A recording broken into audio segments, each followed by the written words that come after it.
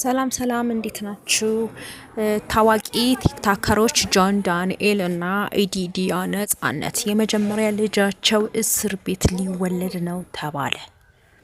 እነዚህ ታዋቂ ቲክታከሮች ጆን ዳንኤል፣ ዮሐንስ ዳንኤል የሚባለው፣ አማኑኤል መውጫ፣ ናትናኤል ወንደሰን፣ ኤልያስ ሪባ፣ ሌኒ ክንፈ፣ ኢዲዲያ ነጻነት ነሐሴ 6 2016 ዓመተ ምህረት ማታ ከምሽቱ 3 ተኩል አካባቢ የኢትዮጵያ አየር መንገድ የበረራ ቁጥር ኢቲ 190 የሆነውን አውሮፕላን ያለ አግባብ በመያዝና በቁጥጥር ስር በማዋል ስራ እንዳይሰራ በማስተጓጎልና አንድ ደግሞ የመንግስት ሰራተኛ የሆነ ኦፊሰር እንዲሁም ስራው እንዳይሰራ በማስተጓጎል በሚል ክስ ተመስርቶባቸው እስር ቤት ይገኛሉ።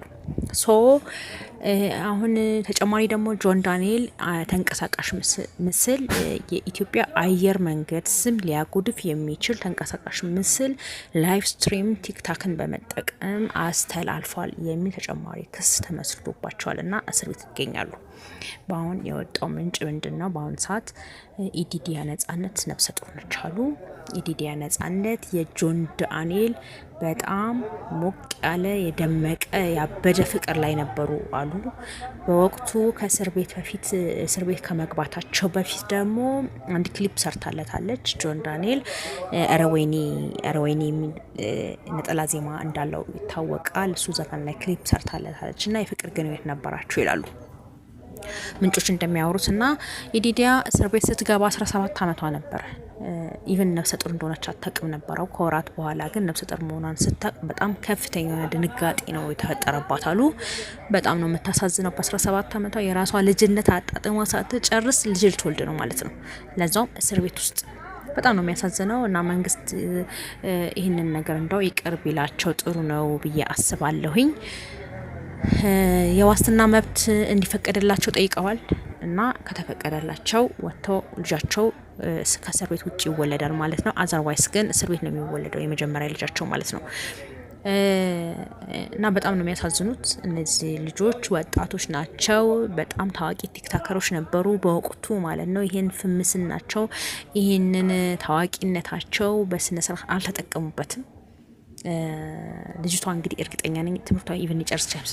17 ዓመቷ ከሆነ ሃይ ስኩል አንድ ተማሪ የአዲስ አበባ ልጅ 12ኛ ክፍል የሚጨርሰው በትንሹ 18 ዓመቱ ላይ ነው እና ይቺ ልጅ በዛት 17 ዓመቷ ከሆነ ትምህርቷ እንኳን አልጨረሰችው ማለት ነው። ስለዚህ ልጆቹ በጣም ህጻን ልጆች ናቸው። አልተማሩም፣ ትምህርታቸው በስነ ስርዓት አልጨረሱም። እውቅና ብቻ ነው ያገኙት። ይህንን እውቅናቸው ትክክል አልተጠቀሙበትም።